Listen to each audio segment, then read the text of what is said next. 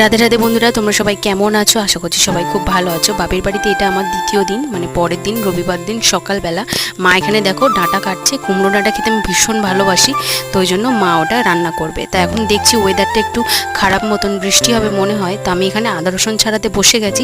মা বলছে অনেক দিন তোর হাতে রান্না খাইনি, তা তুই একটু রান্না করতে। রান্না করতে গিয়ে দেখছি হঠাৎ করে ঝমঝমিয়ে খুব জোরে বৃষ্টি এসেছে।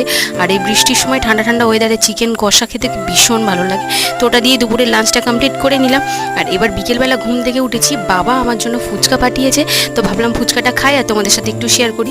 টক জলটা কাটতে গিয়ে পড়েই যাচ্ছিল, দেখতে পাচ্ছ। তো যাই হোক, কোনো রকমের টক জলটাকে ঢেলে নিলাম বাটির মধ্যে।